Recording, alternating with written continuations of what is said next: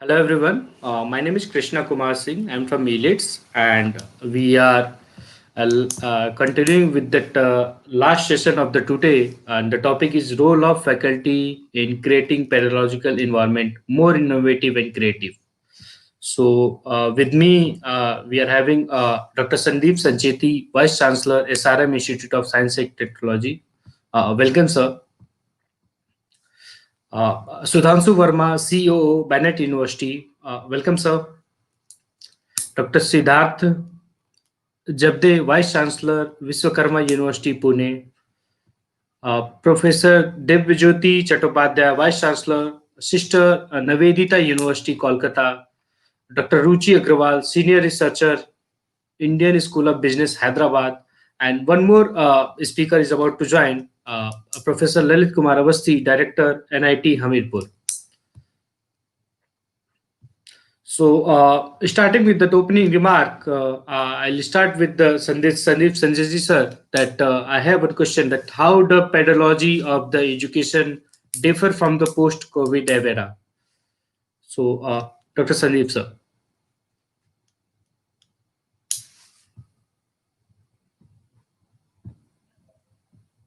Sir, you are on mute.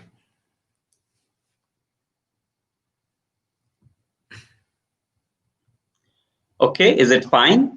Yes, yes, sir. Are you able to hear me? Okay. Yes, Prof. So, yeah. Good evening, Mr. Krishna. Thank you for this invitation. Thanks to Elets also. Thanks to the World Education Summit and Dr. Ravi Gupta for this invitation. Very happy to be part of this initiative with other senior distinguished co-panelists who are there.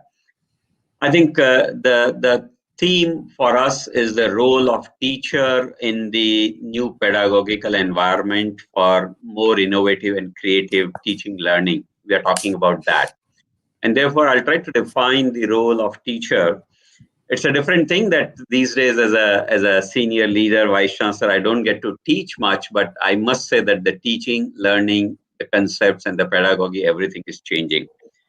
I'll take probably 4 or 5 minutes to explain my points here. Number one, when I became a teacher, or most of us probably in our earlier days were studying or maybe in teaching, the huge emphasis was on covering the syllabus. From the word go, from the first lecture, a teacher will come to class and do the covering of the syllabus. But unfortunately or fortunately, that has changed now. And this change means that rather than covering the syllabus, now we have to uncover the syllabus. And that is a big shift. So like this, there are many 180-degree phase shifts. This uncover the syllabus is basically to let the people know what is the potential of a subject, why it is being taught, how it is connected with the previous one, past or the future one. And that is a kind of change which is coming into teaching learning. This is just one example, I think would suffice to tell that how much teaching learning or education sector is going to change. If I talk more about teacher's role, I would define it in some 4 or 5 words, and I will call a teacher is no more going to remain as a teacher. A teacher will be a coach. A teacher would be a mentor. A teacher would be a facilitator. A teacher would be a counselor. A teacher would be a co-learner. These 5 points, but if you want, you can add many more, because if I have an enterprise as a teacher and my student has an enterprise as a teacher, we both can be entrepreneurs also. And therefore, the teaching concept or the teacher concept has all going to change very much. And I think it is for good that this is going to happen, because it's going to make the education much more open and open-ended, in the sense of what students want to learn would be able to learn, and they'll be more happier and satisfied and can do more interdisciplinary things. If I have to say something more on that, till now the teaching was teacher directed, or you can say top down, or you can say one size fits all was the approach for teaching. Fortunately, teaching is going to be little less and learning is going to be little more. If earlier it was 50-50 between teaching and learning, I'm just taking some number, I would say that this will become 30-70. Teaching will become less and learning will become 70 more. That means the students will have to focus more on what they want to learn, and they have to develop the ability of learning, or what we call learnability. And therefore, the third change which will be there would be in terms of it will be more student driven, it will be bottom up approach rather than top down, and of course it will be customized rather than forced upon them. These will be the changes. By the way, there is a new scheme in NEP, and these changes have suddenly come to the fore because one, because of the COVID, another because of the new education policy or the national education policy, which we are talking about. And there is a scheme called ABC, Academic Bank of Credit. I have been fortunate to work on that particular scheme, and therefore this will be a change which will happen. Another change which will happen would be, we all as education workers, if I may say so, as teachers, work on what we call three things. One is assimilation of information, will accumulate and do something, and then dissemination of information, and the third thing would be generation of information. In India, or in Indian context, most of our work was on the first 2 points called assimilation and dissemination. We were not doing enough or much on the new generation, or what we call research led education, or research on the education, or on a given topics. And therefore the teachers will have to, because their role is changing, because their load is also going to change, and therefore you'll find that the teachers will have more time and should have more time to generate new knowledge. And therefore all the factors, what we call assimilation, generation and dissemination, will become more important and will become more equal also. And in my opinion, the teacher will have to be more fuller in terms of their approach. Teacher will have to be more accurate and probably understand this and have more interaction with the students. In this case, you can probably say that interaction should have happened by now also, but I think the class sizes were big in Indian context in many cases, and technology was not there to support it. Now, with the support of technology, you'll probably find the interaction can become much more, because you can say there are various things called blogs and various other forums on which the two can come face to face or follow each other, or there is a flagging if there is a initiation from somewhere, and therefore you can respond. Otherwise, the accessibility to teachers was less. The last few points which I would like to say to you right now would be a teacher's duty in terms of what his or her role would be, maybe to increase the interest of the student. It is not just the plain simple vanilla delivery that you deliver the content. You have to deliver the excitement and increase the interest. That is one thing. The second thing would be keep the students focused for longer, and that can happen by using multitude of elements in terms of technology like AR, VR, augmented realities, and then animations, and then various other quizzes and competitions, then feedbacks, and maybe clickers, and maybe some breaks in terms of doing certain group activity. Various things can be there, and therefore you have to keep their focus for attention level for longer, and that will be another effort which will be there. The third thing which will be required in the special context would be allow instant diagnostics. If a student wants to ask a question, give a feedback on something instantaneously, I think that should be allowed. That is not generally allowed right now. I think that will be important. Promote student ownership will be another thing, in my opinion, that students will own the learning rather than we forcing it, them receiving it or accepting it, should be much more open.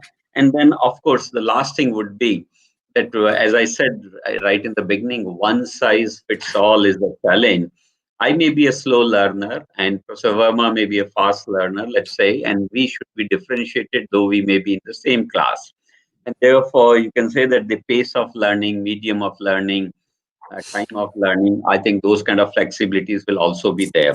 So the world is going to change as far as education is concerned, and therefore the biggest change which will have to come in now will be the role of a teacher. Some of the attributes which I defined in the beginning will have to be brought in, and will also be a multitasking kind of a person as a teacher in times to come. That's my initial take on the teacher related pedagogy. Thank you for the update, Sandeep sir. Moving on, Professor Lalit Kumar Awasthi, Director of NIT Hamirpur, is also joined. Welcome, sir. Welcome in the panel. Thank you. So moving on with that, Sudhanshu Varma, sir, can I have your opening remarks on the topic?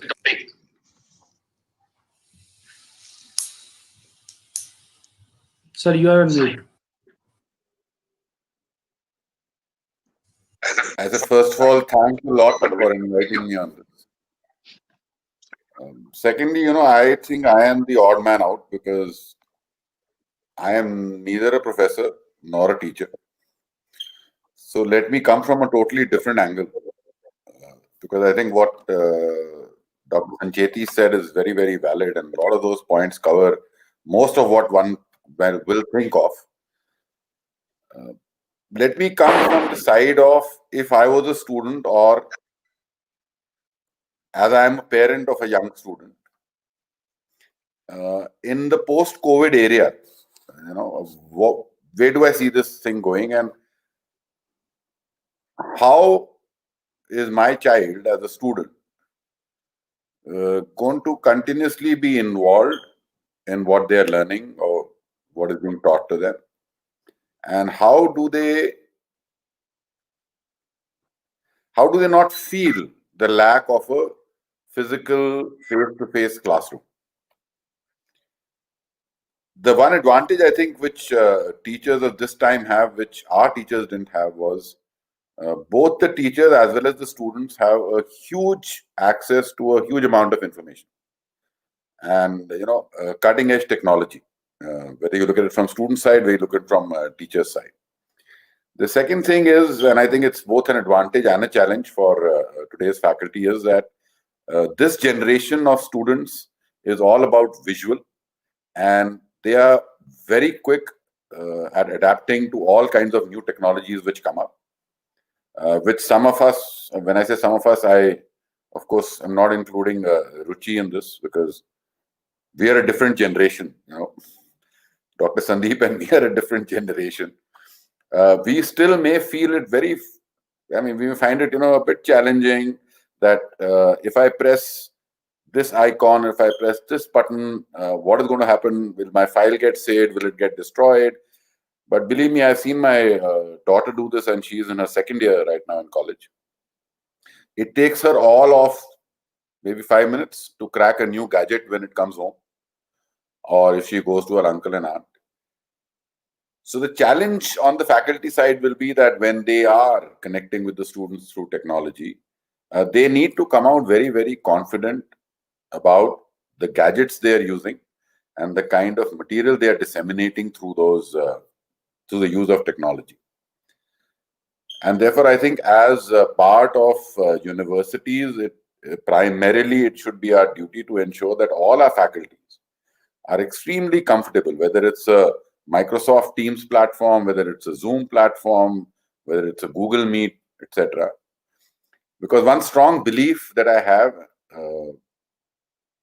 and I truly, truly believe in it, is there can be no better communicator than a teacher. Because a teacher who controls a class of 50, 60, 80, and sometimes even 100 plus, with all kinds of young characters sitting in that class, if a teacher can control that class in a physical classroom, I think hats off to those teachers. So there can be no one who can be a better communicator than a teacher.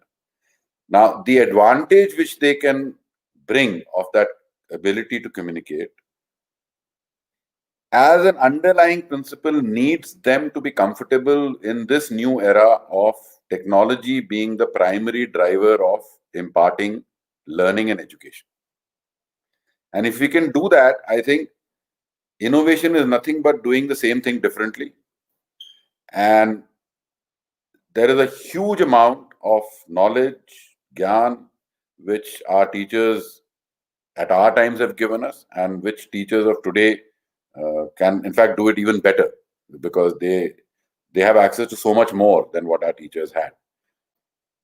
So I think if the faculty can take away the worry I wouldn't call it fear, I would say the worry of using different gadgets, using newer technologies as a medium, and in their mind be very comfortable that there is no screen. It is actually their students with them. Then what they do physically in a class, there is nothing different to be done on screen.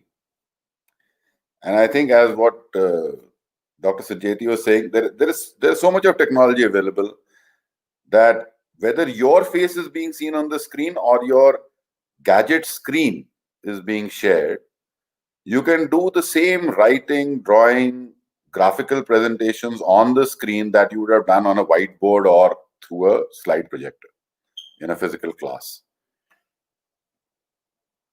Secondly, another point which I want to make, and this is more coming as a parent, as someone who's been involved with education for some period of time, and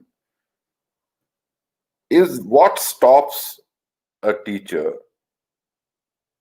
from actually getting the student to become a co-teacher in a class, especially in today's scenario where you are not physically present between 100 students. Let's create those students as co-teachers, where what is coming from them and what is being questioned to them will lead to what Dr. Sancheti was saying about imparting learning or generating learning and generating knowledge. All that I have learned in my life is that I learn more when I get questioned more. So if there are 20 questions which come to me on a topic, it makes me think in 20 different ways. And in today's world, the corporates do not look at a student in terms of what curriculum he's done. They look at a student more in terms of what does he know outside of curriculum? What is his knowledge, and can he showcase his knowledge, and can he really do what he says he's learned? And these kind of different ways of involving students in a class will only truly build them for the next 40, 45 years of their life. Otherwise, as you know, what Dr. Sancheti was saying, in our times, the teacher would come, chapter 1, page 1, chapter 15, page 250 has to be done. And there are these many classes which they have, right? And I still remember we had a brilliant professor in physics in BITS Pilani. So while I was being ragged when I was a fresher, various sets of seniors said, "Are you attending Professor Sharma's modern physics?" So I said, "Yes." So he said, "Fine.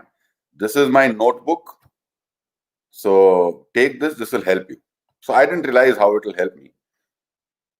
But after the first 3 classes which I attended of his, I realized class 1, 1981 batch was the same as class 1, 1983 batch. Class 2 of what he was teaching in 1983 was the same as what he had taught in 1981. So, Dr. Sancheti, you're absolutely right. That time it used to be page 1, chapter 1 to page 250, chapter 15. But today is very different. Today is also very different because there's a fair amount which a student does on his own out of sheer interest and sheer availability of easy information, where there are times when he can actually stump you in class if you're not ahead of the student. So give students that chance to stump you, because that will make them learn more, and that will make us as educators learn more, right? So this whole era is going to be all about involvement. And there is a good phrase which Google had created some time back, which was called co-development of content. So it's like co-development of knowledge and learning ability between the faculty and the student in these times to come. That's my view. All yours.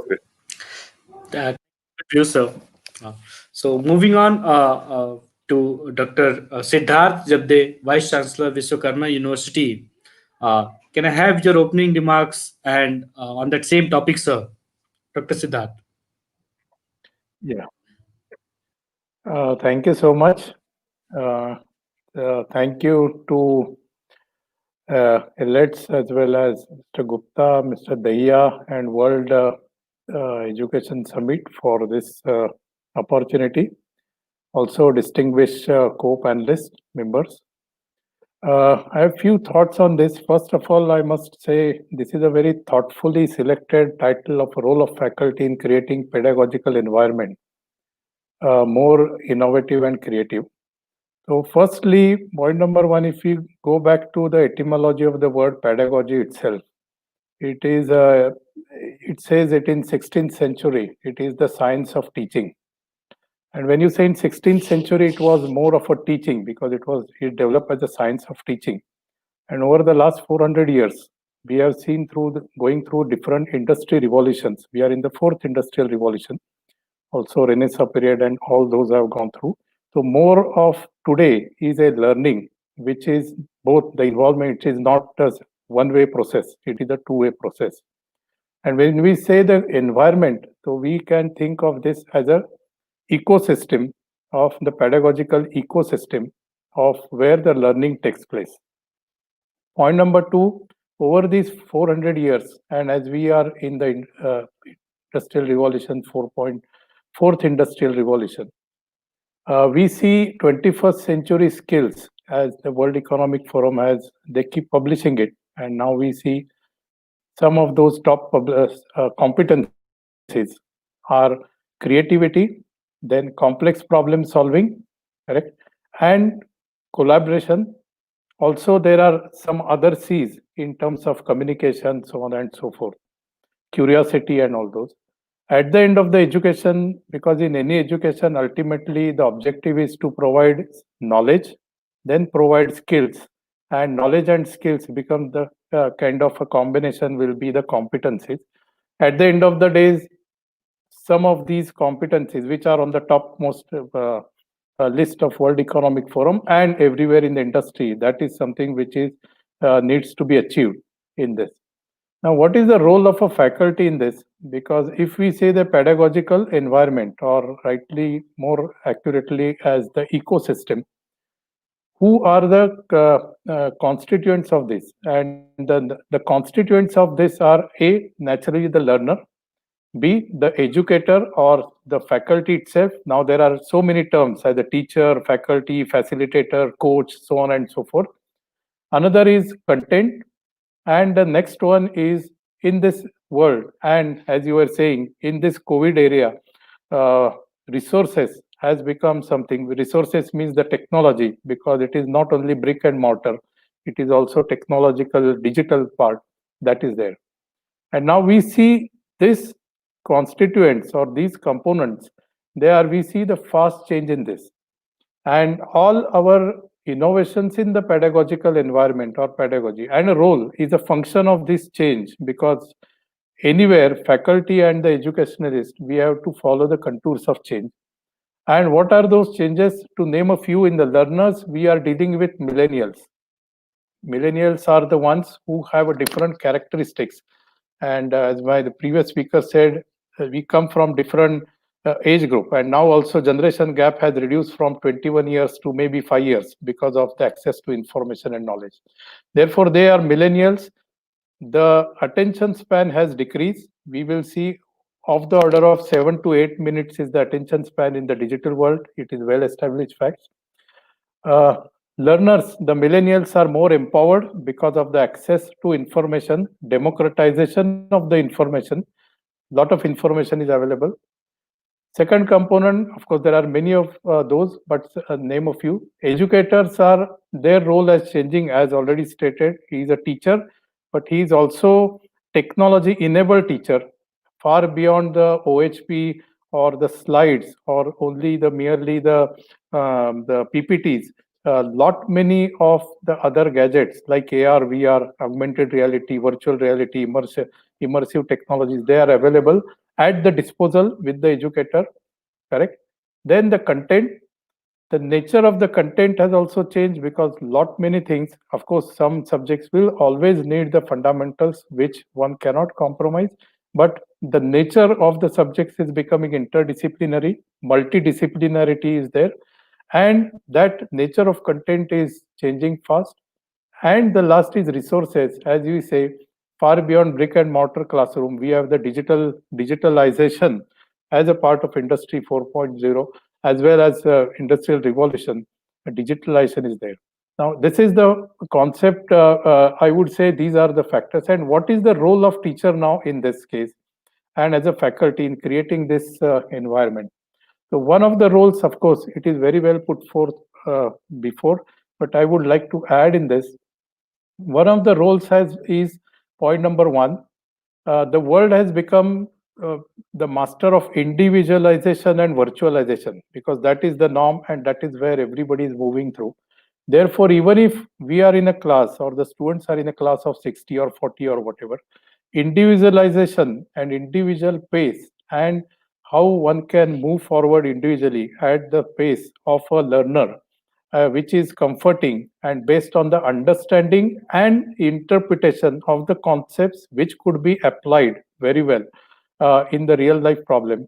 That is important. Therefore, in this science of teaching, how do we create that individualization and yet being having the rationalization of the entire class, that they learn at a some level of pace, but also there is individual aspect of the learner which is respected as well as considered. That is one important part. Second point is, in this part, as we move, as we see that fast changing competencies required, complex problem solving, creativity, curiosity, it is a problem that is solved how one can create an environment where what is known is applied in solving problems, and in particular real life problems of the industry, of the society, so that it is a problem based learning, which is wherein the student or the learner is not the recipient of knowledge or the recipient of the instructions, but he or she is the focal point.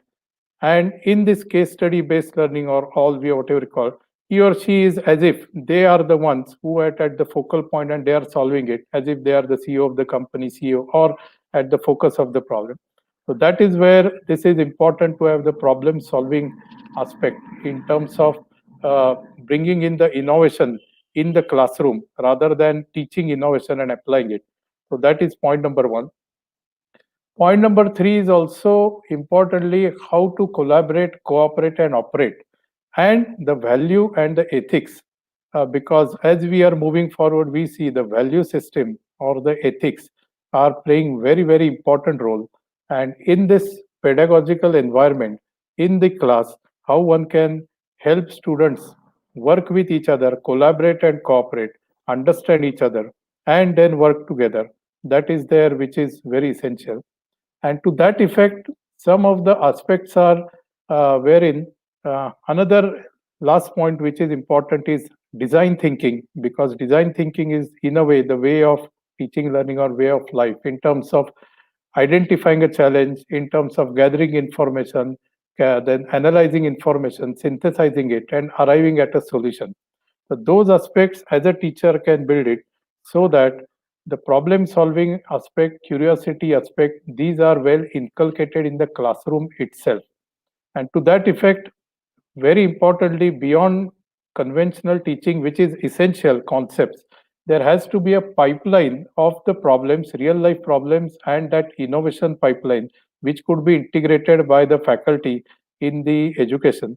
And that's where in our Vishwakarma University we have established good number of transdisciplinary centers of excellence in collaboration with industry, which helps in understanding the real life problem, working on a solution, and then integrating it, these innovations, with the help of industry, which is very important part as the component, as a stakeholder of the education system, along with the government, parents, and students.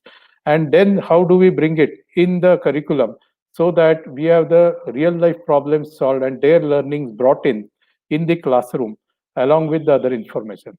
So that is the take. And as you said in the last point, as the COVID part, in the COVID has accelerated future to present, because we used to discuss about what will happen after 5 years, 10 years, but now it has accelerated and it is compulsory for us. So use of this technology, and as said, use of the augmented reality, virtual reality, and all that is important. that is to be understood, and that capacity has to be built within by the faculty, by the institutions, and this will become a tool in itself, which will become a default in few years. Thank you so much. Thank you, Siddharth, sir, for the updates. Moving on with Dr. Chattopadhyay, sir, can I have your view on the topic role of faculty in creating pedagogical environment more innovative and creative? Dr. Chattopadhyay. Good evening to everybody. Let me first thank Krishnan and also the organizers of this 17th World Education Summit for giving me this opportunity to be with this esteemed list. And it's always very good that when you are the fourth member, that major points are being covered already. So skipping those points, because I really agree with all the very important points raised by Professor Sancheti, Professor Varma, Professor Siddharth. I really want to mention that to me, I think education should lead, not follow. It should equip us for the future, the thing what Professor Siddharth mentioned at the end, and not keep us chained to the past. It must be the domain of the greatest creativity and not to be the slave of habits. Now, if education has to help usher in tomorrow, it cannot be afraid of change. But look at us. In India, after 1986, the same education policy is there for almost 34 years. And in 2020, we are having our new education policy. So it's for a long period of time, almost the time of my experiences in teaching. It is the same policy which is governing us. And that's been changed. I think it's revolutionized in this national education policy in 2020. So the novel coronavirus, which kept us content to our homes for months, deranging every aspect of life, and we are still reeling under the havoc with no solution yet in sight. Even so, as with any other crisis, we're also presented with opportunities that often act as a driving force to advance technology and embrace policy change for a sustainable future.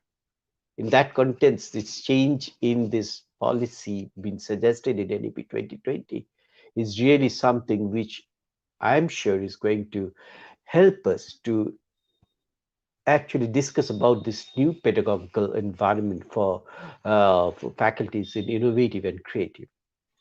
Now, it's very nicely, Professor Sancheti already mentioned that faculty members are the persons who are responsible for creating the talent and shaping the youth of the nation. There are various components in developing innovative and creative pedagogical environment. And a perfect blend of these components helps in actually making it practical. Now, when I looked at myself and my colleagues in the last couple of years, last many years, majority of us actually, we never wanted to change ourselves. We have a strong mindset. And whenever some new thing is coming, we are really not accepting is very we are not happy to accept those things. But with time, it is becoming absolutely obvious that creative teaching is absolutely needed in the interest among the students. It helps in creating a compassionate and conducive environment for the students. I remember when I said 4 or 5 years back to my colleagues, see, we have to shift from this teacher-centric learning to the learner-centric learning. I have to face so much of opposition. But you know that this particular period taught us we have to be looked at. The last many years, this huge amount of information available for students should change us, and we have to understand that this change in the environment helps in making the class an interactive session. Students can connect with the topics quite easily. The creative teaching should foster students' autonomy and encompass an assessment-based session rather than theoretical-based. The creative classrooms have 5 driving factors: create, design, imagine, innovate. And this type of teaching makes a student think and then connects the theoretical aspect to the practical approach in solving a problem. Earlier, we thought practical means science subjects. No, I think right now we understood that social science, humanities, everywhere, practical is very important. And practical knowledge is going to help in building up our knowledge also very much. This method gives a direct feedback on student creativity and help the students know when it's appropriate to be creative. I know from my teacher in the English department that creative writing workshops is so exciting for the students. It is much, much actually better than when we are teaching just the famous history of English literature in a different way.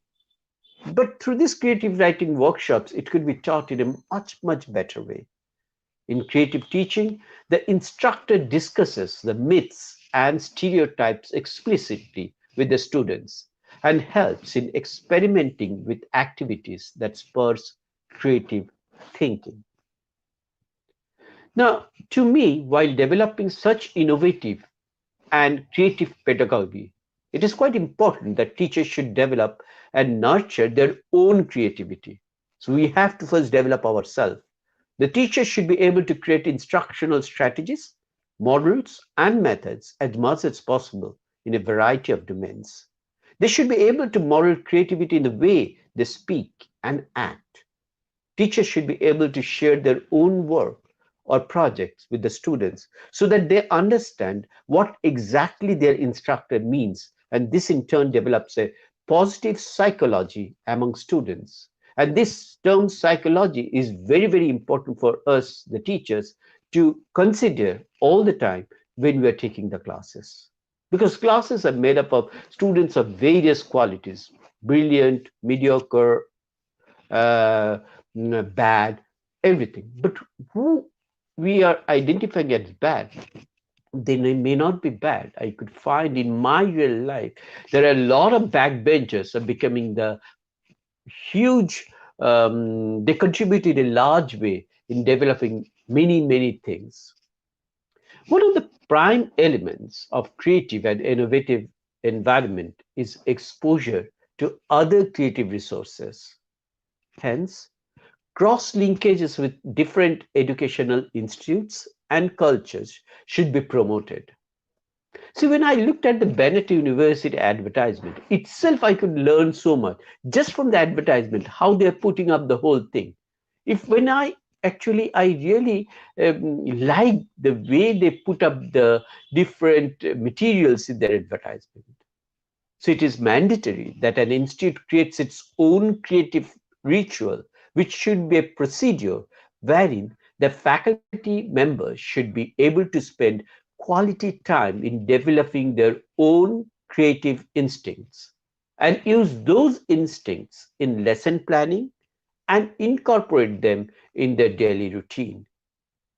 Now, the pandemic situation where online classes are being started, where we are using most of us different types of learning management system, the itself these particular systems has an incorporated quizzes. It incorporates assignments, which always helps us to understand that the teaching which we are giving and the responses which we are getting from our students also. And I could find that the very 21st of March, when the classes are being off, after that, for the first 15 days, There are so much of resistance among my colleagues in this online thing. But in its 8 months, right now, I could see that students are enjoying the classes. The faculties are also enjoying it because it is more or less, it's an interactive session. Lastly, for any creativity and innovation to happen, the most important component is the art to know oneself, to know one's core strength and potential. And it's true at both micro and macro levels. It is the ability to take risks on your creative side and bring out the creative artist within you. Traveling and discussing on quality topics are essential, along with a strong grip on the subject so that one can re-engineer the courses as per the potential of the student. So we have to understand how to learn, how to unlearn, and how to relearn. And that, if we can really master over that, I'm sure that we can really help our students also. Hence, I believe innovative and pedagogical environment building will require altogether a different mindset of us, the faculty members, as well as the educational institutions, which will provide that ambience to promote such pedagogical structure. And a lot of courage to stand against the conventional pattern with an alternative or lateral thinking pattern. Thank you, everybody.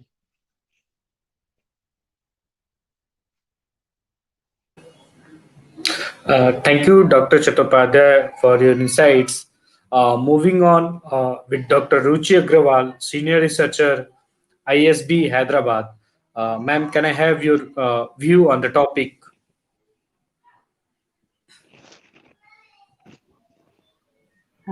Thanks for giving me opportunity. And I would like to speak about some of my experience as a doctoral student on different pedagogy and some of my experience as a teacher. So when I was doctoral student at University of Edinburgh, UK, many instructors have used different pedagogy. Like I remember one of the academic writing session that was carried out during trekking at um, north part of Scotland. It was very windy. It was Black Mountain, and we were learning a lot of exercises of academic writing, how to write better. Then another beautiful experience I had with Edinburgh, being president of Doctoral Society. There were many doctoral students in my department. There were around 123 doctoral students, and uh, instead of instructor telling us what we would like to listen, we have been given opportunity to tell our professors that what is our current requirement. So every on a monthly basis we used to give a list for the required workshop conferences, and where we need to enhance our skills. And I really appreciate that kind of pedagogy. Another experience I have with the labyrinth. There was a beautiful park with a nice labyrinth, and there was an instructor who taught with the puzzles within that park. So that was also a part of creativity. Other than that, there were many videos have shown. I have also watched 2 hours movie to understand the concept in depth, the fundamentals behind them, and that was also very nice. During as a teacher, I have also used some of them. For example, collaborative research. So, coming back to your question, whether COVID-19 has impacted the research-based teaching or not. So, I find it more convenient because earlier I have to visit to several industry and several places every month, but now I can do it online. However, I feel that other than subject related knowledge, when you visit any company, for example, Infosys or Bank of America or some other, you learn many other things within that ecosystem. So that is missing. Second, I feel the relationship building and networking is missing, because when you go there, you develop your relations so you can continue with other research as well. However, your post COVID-19 period, the trust has faced. For right now, I'm in Pune. I just traveled to Pune for my pre-collaborative research. But one of my collaborator has been infected with COVID-19, so he is not able to participate in research. However, he is able to participate online. So that is a new and creative way of collaborative research right now. I also liked MIT Learning Lab, where the online environment, virtual environment is created, and the participant can learn from each other as well as from instructor who are acting as a facilitator to provide experience-based learning. So similar kind of setup we have also at ISB, known as Behavior Lab, and we have carried out several behavioral related research in collaboration with industry. I particularly carry out some research in fraud risk and enterprise risk management, and till now my research is not impacted. So I am teaching, I'm using those research paper, latest research papers as a part of pedagogy in my teaching. And post COVID-19 period, one of the challenge we had with the field study, because in some of the courses we used to send students for 3 months or 6 months projects. For example, business analytic course, so that has become problem. Another challenge is related to faculty who was traveling a lot. So international faculty, many times they are not able to join. That has one of the challenge in COVID-19 period. In students are less interacting. I feel in classroom teaching, it was nice to interact with student. Both teacher and student can learn from each other. Most of our students have a good working experience, so they have a lot of questions, and the classes were highly interactive. However, in Zoom classes, that touch and that discussion is not coming out. So at ISB, we had two cohorts right now, 150 at Mohali campus and 150 at Hyderabad. And we came back to classroom teaching. Thank you, ma'am. Last but the not least, Professor Lalit Kumar Awasthi, Director, NIT Hamirpur. Sir, can I have a more view on the topics? Good evening to all. Greetings from NIT Jalandhar as well as from NIT Hamirpur. I am presently at NIT Jalandhar and having charge of NIT Hamirpur. The topic, I thank that I've been invited to share my views. The topic is very apt, role of faculty in creating pedagogical environment more innovative and creative. So, if I see the objective of any teaching and learning, then I find that why do we teach or why do we learn is for creativity and for innovation. So the over a more than 3 decades in teaching learning, what I find is that students, when they come to a system for education, then they are more creative as compared to when they leave the system. So there is definitely a role. What changes can be made? How do we change the system? And to be last in the panel discussion, many things have been already told by all the researchers, all the panelists earlier to me. But from my perspective, the faculty change is at the heart of everything. So if we need to make it more innovative, more creative, if we on one side we're looking for a generation which are having now the students who are coming in 2025, 2030, they have iPhone in their hand when they are of age maybe 3 to 5. So we can think of how we are going to handle or how we are going to inculcate these capabilities of the students. And the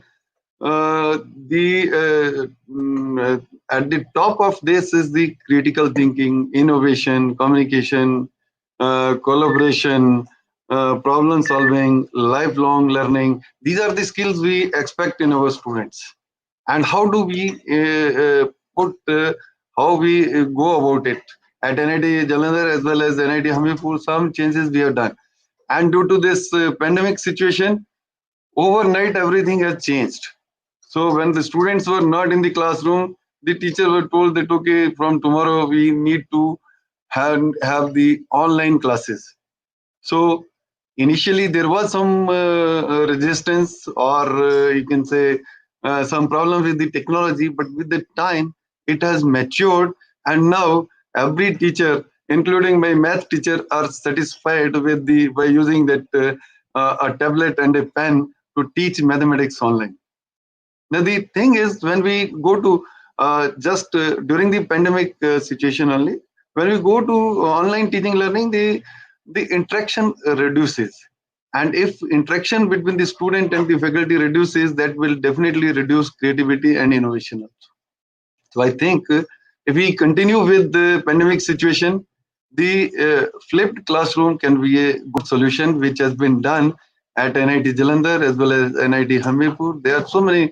Now you can see what is the challenge of online teaching learning. The challenge is the best faculty in the world, their recorded lectures are online available, and then the competence of individual faculty can be compared very easily. But then, instead of taking it as a challenge, the faculty members, they need to come up and they should use these available resources to enhance the teaching learning of the student. So if we ask the students to go through the online SWAYAM platform or some other platform, if they use the lecture contents, and then we come to the classroom, probably it is going to enhance the student learning. And definitely the project based learning system, that is another where the creativity and innovation can be taught to the students at a greater pace. So the second point will be that we need to enhance the project based learning. And similarly we can have cooperative or collaborative teaching learning processes. Can we break down the students into groups, and can the students then have different roles, and then they can teach or learn with each other. The design thinking, that is one aspect which initially has originated from industrial designs, but can we incorporate some design thinking into our teaching learning processes? We recently have started a course on gamification, as has been told by Dr. Ruchi, that can we use the video games or any other kind of environment or any other game for teaching learning, and can it be made more innovative? Then we can have thinking based learning, or we can have competence based learning as well. So these are some of the aspects which have been used, and the main focus of teaching learning to make it innovative, to make it more imparting the knowledge to the student, should be focused on enhancing their critical thinking, and then we should make an environment where we allow the students to interact more, to express more. Maybe we ask them to teach some of the topics. We can go for contents beyond syllabus. We can ask them to come prepared after going through a video recorded lecture and then discuss in the class, so that their teaching learning is not only just remembering and reproducing, but they go up to the top level of the Bullen cone. They can design and they can work on that. So I think many other things have already been told, like we can have virtual reality, animation, group activities. These things can definitely enhance the innovation and critical thinking in the students. I think this is going to be the top priority in any good teaching learning institution in 21st century. Some of the aspects which have come in the new education policy, which has been recently come up, they are also focused around multidisciplinary ethical teaching learning and things like that, which can definitely improve the innovation and critical thinking. Thank you. Jai Hind, Jai Bharat.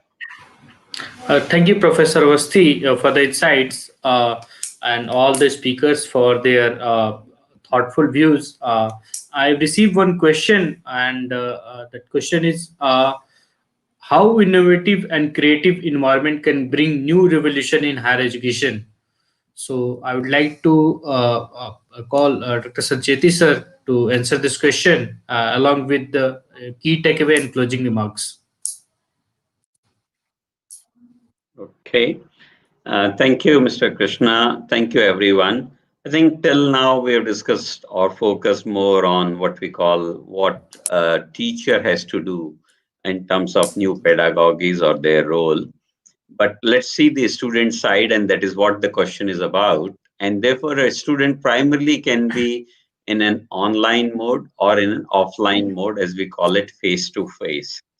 And therefore, one has to understand that none of them is perfect and none of them would be perfect in times to come.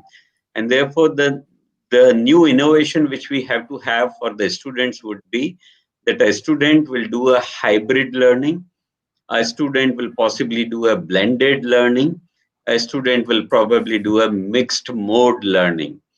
And to what extent this blending will happen with what probably will be decided by the student, and that is that every student will have to innovate his or her method, teaching, learning, or the approach to what he wants to ultimately acquire out of these studies. And therefore, the entire game plan is going to be very, very different. So, from a student's perspective, I think what we really need to do is something adopt new pedagogies for them. Some of them have been spelled out by the distinguished experts just now when they were discussing their experiences and all that. Number one, the flipped classroom model is very well known, but it will now become deep rooted. No one is going to study from a standard teacher if the good teachers are available and so on and so forth. No one is going to follow everything which teacher says, and therefore there'll be a different method which will be there. So flipped classroom will be something very, very important. Number one. So there are some 8-10 ideas there. Number two would be that we should be working on what we call the open labs or open skilling or open virtual labs and things like that. So you can do anywhere, anytime kind of a lab, in 24/7 the labs would be available, and therefore you can acquire those skills which you want. Number three, there should not be any differentiation between what we call the online or the distance or the virtual or any of these modes. They will all be mixed and treated at par. In India right now, that is not treated at par. Number four would be some of you have already said that we should be working more on generating ideas or rather problem solving, and therefore that will be important that you can attack problems. And remember that if you share one problem to 5 groups in a class by making a group of 5-10 students, and they all come with different ideas, and when you share that, their knowledge will grow. Remember that we are working in an age where data, information, knowledge, wisdom, all are very important. But I think now more into this sequence will be in terms of its societal impact, which will be more important in addition to wisdom. If I have enough wisdom, what do I do with that if I don't apply it anywhere? And I think that kind of a thing will be important for the students. Brainstorming in the classes will be very important, whether it is learning the design concept or visualization, the solutions and doing the non-linear explorations of that. I think those will be important. Another important thing would be the concept mapping. If I can map, let's say I'm an electronics teacher, I'm teaching fibers. If I can map that how the bandwidth of a fiber is related to as the width of a road or which carries the traffic, and fiber also carries the traffic, I think that will be very, very important concept mapping or mind mapping, which we say in terms of pedagogy. The next would be, of course, on the exposure to the real world, that you go to the real situations and do it, whether it's in industry or wherever. I think the more focus is being given by NEP on that also. We are doing it in form of internships and all that, but one internship on one industry in one course will probably not suffice. We need to do more. We need to do case studies. Those are important. It's followed only in the management program right now, but we'll probably will have to bring it into some other programs also. And finally, cooperative learning strategies. I think some of the speakers talked about that, and therefore that will be there. And last possibly would be in terms of those pedagogies which a student can follow, the creative presentations. They should be developing their creative thinking and various other connects which are there. So there are many things which probably we could not have done earlier because of lack of technology, or maybe the technology was there but we were very resistive to introducing technology. Now that resistance has gone away, acceptability has come, and therefore this will be a wonderful world of teaching learning where creativity will be at fore. And I'm sure teachers, as I was saying earlier, will become the co-learners in this space, because a teacher also perfects his or her art or subject or depth, whatever you can say, when he or she starts that teaching that particular subject. We are not born out of blue that we know everything about that particular subject. And in any case, even if we know, the subject keeps changing and getting connected with other things. And therefore, this is going to be a world which will have infinite possibilities, both for students and for teachers. I would say the new generation teachers themselves will be actually the real students of that particular subject, and they will use all the newer methods. Hopefully in future you will probably see wearable technologies will come which will change the facet of the teaching learning once again. Remember that we'll have the foldable screens which will become your book, and the answer script or will become your pen, recording audio, video, everything. And therefore the nature of class and the nature of interaction will also change significantly, and hopefully it will be embraced by everyone. That's my desire, and that's what I positively look at in terms of the changes which are happening. So thank you so much, Krishna ji, from my side, and thanks to my panelists. Thank you, sir. Sudhanshu, sir, your key takeaways and closing remarks, sir. So one, of course, I think everyone on their side has covered all aspects which we can think of how, thanks to COVID, this world is going to change. So one thing is pakka, the world is not going to come back to what it was pre-COVID. And it will take a few decades for that to happen. Two, I think, and what Dr. Sancheti was saying, you see, what I see happening already is there are a lot of, and don't mind my saying this, this is all with respect to all the senior people over here. You know, over time, some very archaic kind of rules and regulations have come into our higher education. For example, you know, we talk of 75% attendance. If the kid doesn't have 75% attendance, he can't be given the permission to sit for exams. A kid of this generation, you can only forcibly have him physically present in a class. But believe me, 75% of the time his mind is not there. Only 25% of the time the mind will be there. What today's situation has taught us is whether he is in front of me or whether he is behind a screen, it really doesn't matter. It is how we are going to be able to involve him in what is being discussed. And it's no more about, as what Dr. Sancheti said initially also, it's no more about one-sided giving and the other side taking.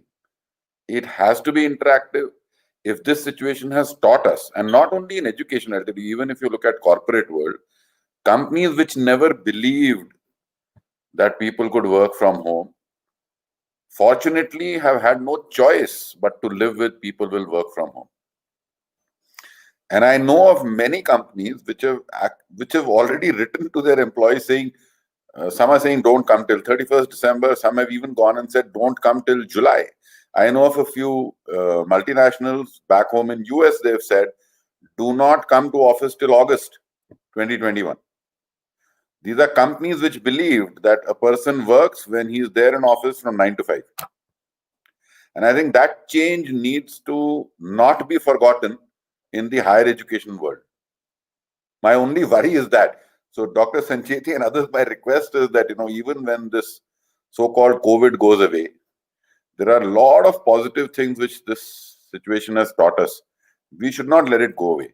And honestly, I don't think any one of us can today firmly sit over here and say that the student whose name is showing on the Zoom or on the Microsoft meetings actually attending or not attending the class. And if I cannot say that confidently now, why should I be worried whether he is actually attending or not attending even when the campus opens up? If I can make it interesting enough for him and interactive enough where he will on his own come back again and again and again, whether it is to a technology platform, whether it is to a classroom, and end of the day, gain the knowledge which will help him in the next 40, 45 years, that should be our aim as educators. Because that is the only thing.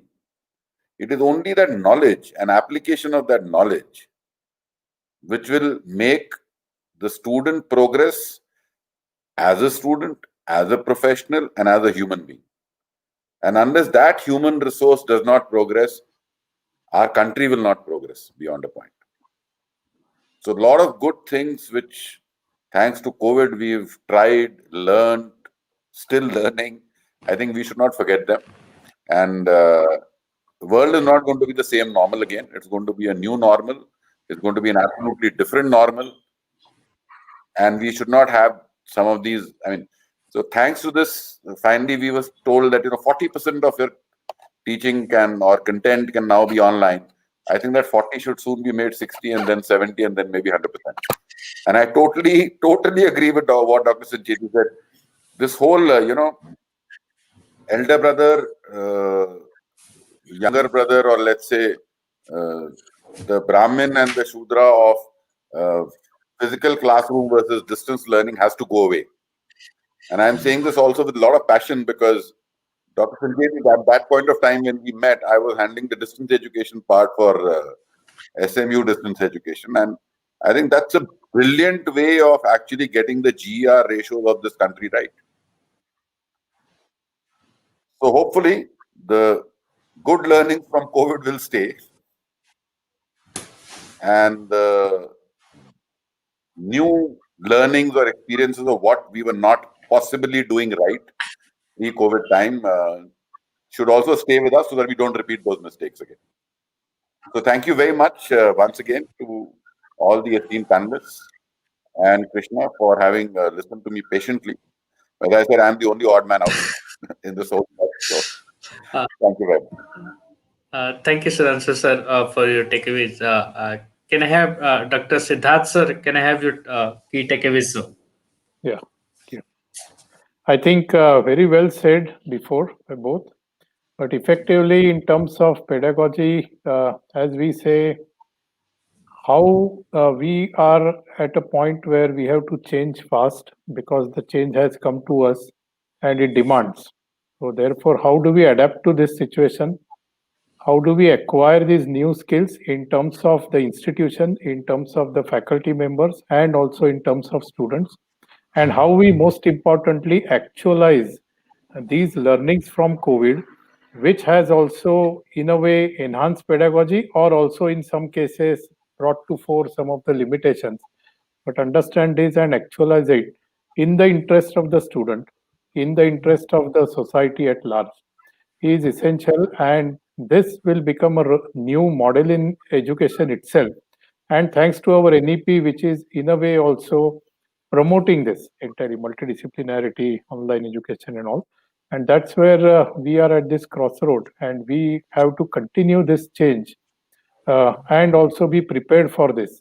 And most importantly, for all of us as a professors, as teachers, as a co-learners, we have to adapt to this change also in terms of technology, in terms of designing new content, in terms of implementing this like flipped classroom, project based, in the context of our students who are our there in this, because every university, every college will have students of different kind, having different profiles. How do we adapt it in the context and make it something which is useful, which is productive, which is enriching, rather than just copying something which is somewhere there, which is very important, and that itself could become institutional development plan that NEP has said, okay, this is my new institutional development plan for next 2 years, 3 years, in the wake of and based on the learnings of last 8 9 months, and also based on the need and the demands of the industry, which will be there, which will certainly is going to change, because today nobody can afford to say I don't know Zoom or I don't know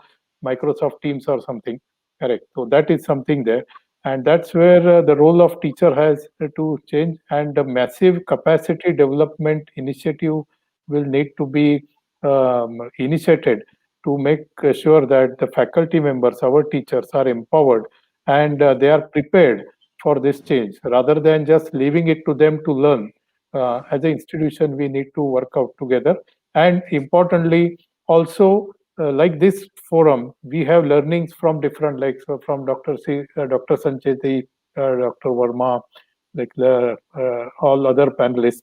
We can share our learnings and then say ki, what best we can do. Today, sitting here, this has given us a privilege that yes, today we can talk to SRM. Some of the faculty from SRM can share their learnings. Our Vishwakarma University can share their learning, which will also help us to work together, collaborate and move forward and adapt to this change, which will create a lot of value for our students, who is our focal point at the end of the day in any education. Thank you so much. Thank you, sir. Dr. Professor Lalit Kumar Awasthi, sir, can I have your takeaway, sir? Yeah, most of the things have been already summed up, and still the only thing which I think probably we have not touched is another aspect of teaching learning, where we gave the assignments to the students. So we need to look for innovative assignments instead of allowing the students to copy the same assignment and all those things. So that can also be enhanced by maybe project based teaching learning, individual teaching learning. Similarly, we need to mend the way we evaluate the students. The evaluation process has to be changed, and it has not to be digital. Say in a project based learning, teaching learning environment, if a student succeeds, he gets 100%. What will happen if he fails? If he gets a 0, the students will not be encouraged for project based learning. Similarly, the collaborative teaching learning, can we look for peer evaluations also? Can we make more changes? And then of course the flipped classroom has been already debated a lot. Similarly, we need to look for the curriculum changes also. The curriculum which we are teaching, individual branches, that has to also change, and the curriculum has to be industry oriented, or maybe some training or industrial problems. Today I was attending another seminar with PGI Chandigarh. There was a medical seminar. uh, I think it was more towards the innovation as such, but can we have some portals within the institutions, or as such, maybe like these summits, or maybe in industries where open industrial problems are displayed and they are allowed to be discussed and done by the students, and they are given as assignments, as has been already told. They can we have the case studies extended to the other engineering disciplines, maybe that similarly. So these open problems, they need to be made available to the students, and they need to be allowed to attempt them, and not only the solutions, but the not solutions need to be evaluated in a holistic manner. We need to look into what they have learned and how they have put themselves. So a continuous evaluation can be there. So thank you, the all the panelists and the organizers giving me an opportunity. This was a good learning time for me as well. Thank you. Thank you, sir. At last, Ruchi ma'am, your final takeaway is. So, as we are crossing the time, I will speak very limitedly. Yeah. One thing, actually, I have used learning as a theory for my research. So that is why I've gone through several literature. I follow Peter Senge from MIT and Garvin from Harvard. So one is following unsystematic learning, another is following systematic learning. However, after good reading, I found systematic learning is far better than unsystematic one, because in general, students are not able to sustain learning for long time. Like over a period of time, they lose interest if they are not being given some learning environment, then tools, and then that learning is not reinforced continuously by senior management. So I believe that we should also think about learning tools, how we can enhance learning of students by creating such tools. And I think during this post-COVID era, new technologies, new way of teaching will emerge, and we will learn them very soon. And thanks for giving me time and opportunity to speak. It's a good session. I learned a lot from all senior members. Thank you. Thank you, ma'am. From this, I would like to thank all the key speakers to share their views on the topic. Thank you, sir. Thank you. Thank you so much. Bye. Thank you. Thank you, everyone. Thank you. See you. Thank you, everyone. Bye. Bye. Bye.